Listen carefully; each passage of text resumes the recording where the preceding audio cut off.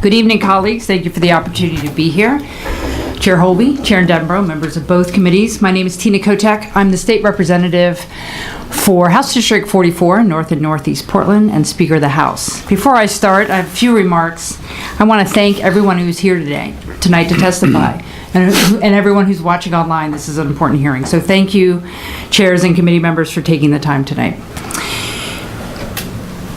So, opportunity. That's the central theme of my testimony this evening. I'm here because I am deeply concerned that opportunity for success remains out of reach for too many hardworking Oregonians and their families, even while our economy improves overall.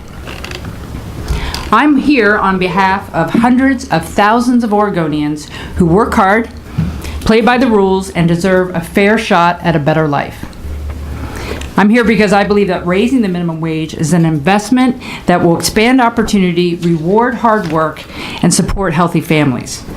Many of you know I worked for the Oregon Food Bank for several years. Through that work, I heard some heart-wrenching stories from people throughout our state. Struggles with homelessness, kids going hungry, basically the daily fight to survive. I also heard about the personal sacrifices too many Oregonians are forced to make as they struggle to make ends meet. To this day, I remember a conversation with a man I met in Ontario quite a few years ago. He was working multiple jobs at minimum wage. And more than anything, he wanted to coach his son's Little League baseball team. I still remember the sadness in his voice when he acknowledged that such an opportunity was simply out of reach for him and his son, since he worked a day shift and a swing shift and was still struggling to afford rent and food. Now, I know we all make hard decisions, hard choices in our lives, but this man's struggle illustrates the great harm we will allow if we fail to take action on increasing the minimum wage. And conversely, the greater good we could do for children, the families, and for communities by creating greater opportunities for Oregonians to thrive.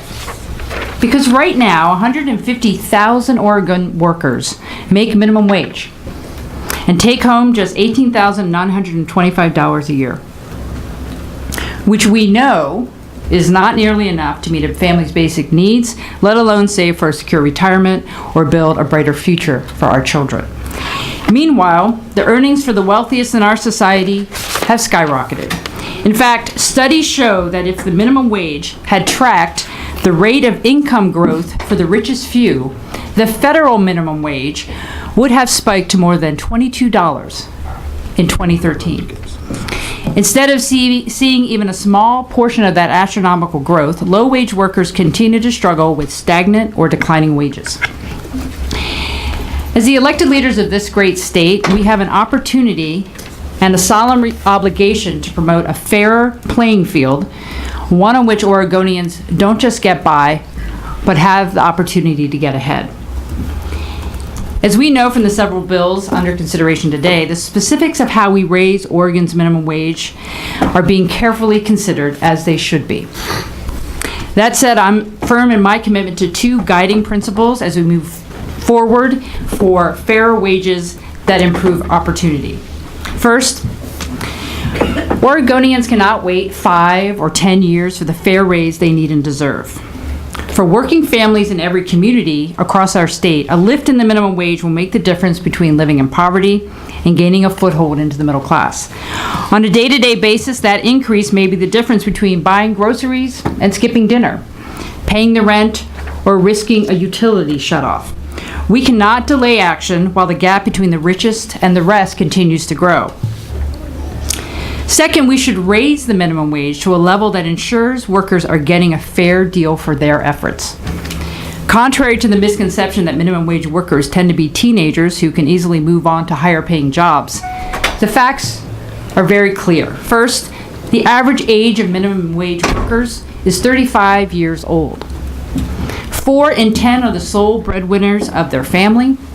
Approximately 2/3 of the minimum wage earners are women, and 22% are women of color. Raising the minimum wage by just $1 would not do enough to increase fairness or opportunity for these women and working families. We must pass a significant increase in Oregon's minimum wage in order to create meaningful change. Family, fairness, opportunity. We fulfill these promises to the people for whom we work, the people of Oregon, by raising the minimum wage. As you listen to the people's stories tonight, I encourage you to keep thinking about the difference we can make in Oregonians' lives by giving them a fair raise. Thank you, colleagues, and I look forward to working with each of you on this important conversation. And thank you for the time tonight, both chairs. Thank you, Madam Speaker.